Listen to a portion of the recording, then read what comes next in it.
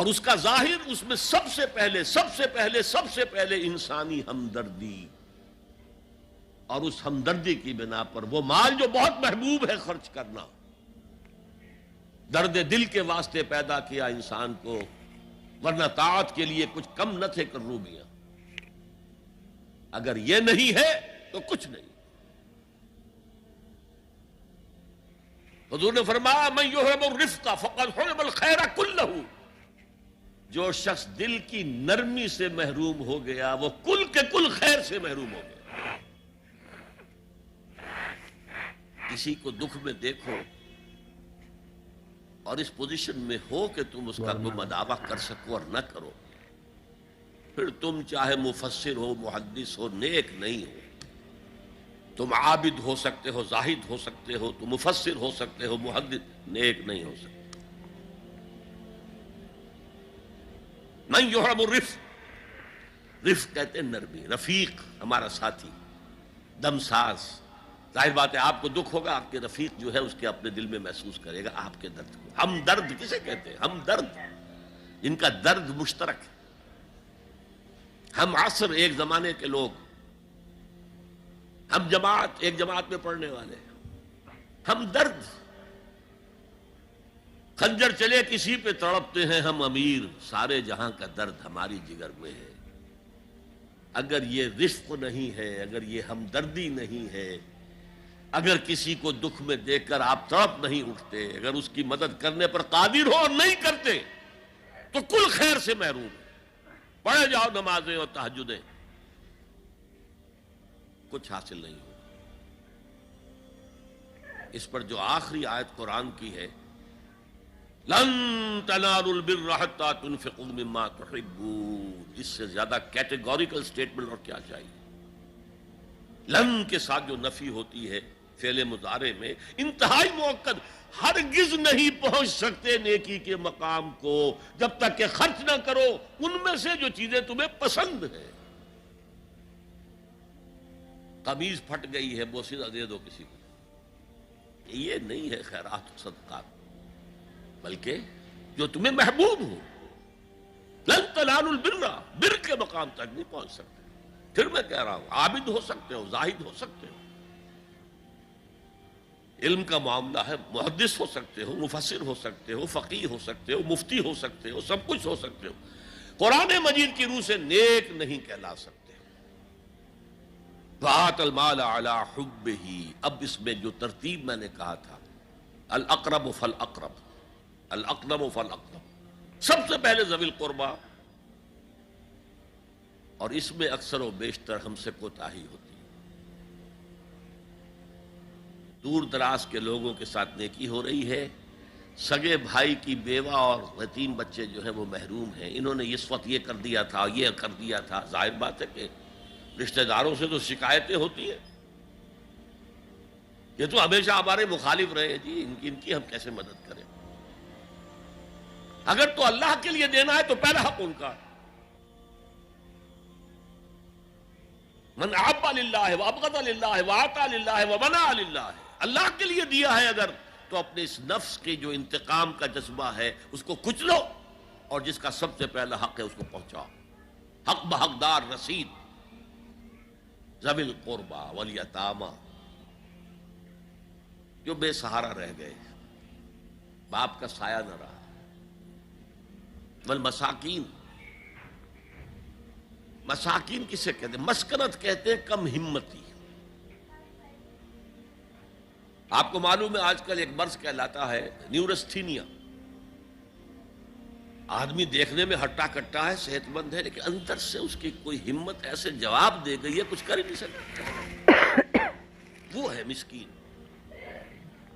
اسی لیے جو فرمایا گیا یہودیوں کے لیے، ضربت علیہم الذلۃ والمسکنہ، ذلت کے معنی بھی کمزوری، اور مسکنت کم ہمتی، ہمت ختم ہو گئی۔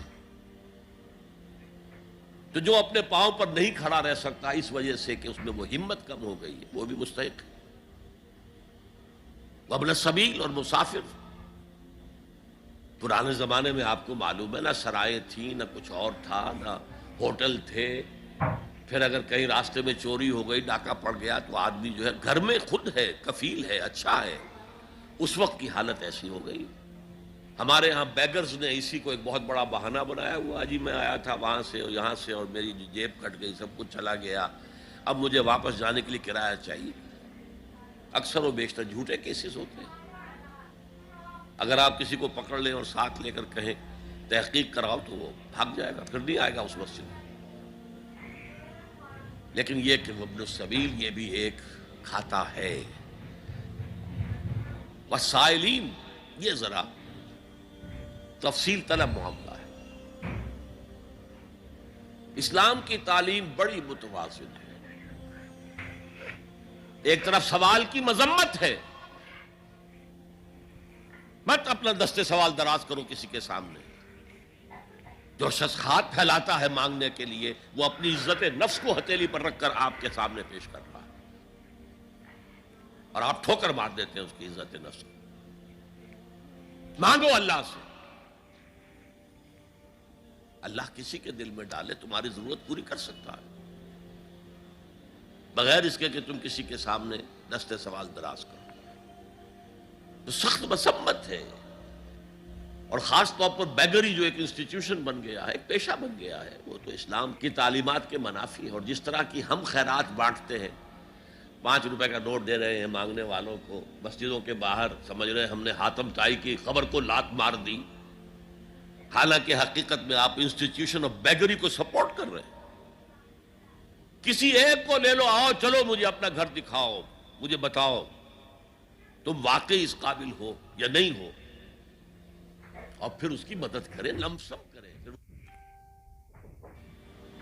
کہ وہ کچھ اپنے پاؤں پر کھڑا ہو سکے. میں نے 1 روپیہ نہیں کہا، آج دیکھیں 1 روپیہ تو اب کوئی شے نہیں رہی، لیکن یہ کہ 5 روپے کا نوٹ بھی آپ نے تقسیم کرنے شروع کر دیے، یہ کیا ہے؟ وَالسَّائِلِينَ وَفِي الرِّقَابِ. لیکن دوسری طرف سائل کو جھڑکنا نہیں ہے. اما السائل فلا تنہر، جھڑکو نہیں. اچھا بھائی نہیں، معاف کرو میرے پاس اس وقت آپ کی مدد کے لیے کچھ نہیں ہے، میں کچھ نہیں کر سکتا. تو ان دونوں کے درمیان اصل میں معاملہ ہونا چاہیے. بلکہ یہاں تک بھی فرمایا سائل کو ضرور دو، چاہے وہ گھوڑے پر سوار ہو کر تمہارے دروازے پہ آیا. کیا پتا اس کی واقعی الجھن کیا ہے. تو سوال کی مذمت اور سائل کو جھڑکنے کی ممانعت. حتی الامکان خالی ہاتھ نہ لوٹاؤ. اس نے اپنی عزت نفس اپنی ہتھیلی پر رکھ کر تمہاری سامنے پیش کر دیا، اسے ٹھوکر نہ مارو. لیکن جیسا کہ میں نے عرض کیا، یہ انسٹیٹیوشن آف بیگری جو ہے یہ ایک علیحدہ شے ہے بالکل، اس کا اس سے کوئی تعلق نہ سمجھیے. وفی الرقاب، رقاب جمع ہے رقبہ، گردن. فک رقبۃ او اطعام فی یوم ذی مسغبۃ یتیما ذا مقربۃ او مسکینا ذا متربہ. فک رقبۃ، کسی کی گردن چھڑا دینا. اس وقت سب سے بڑی اپلیکیشن اس کی تھی غلاموں کو، کنیزوں کو اپنے پیسے سے خرید کر آزاد کر دینا. بہت بڑی نیکی، بہت بڑی نیکی.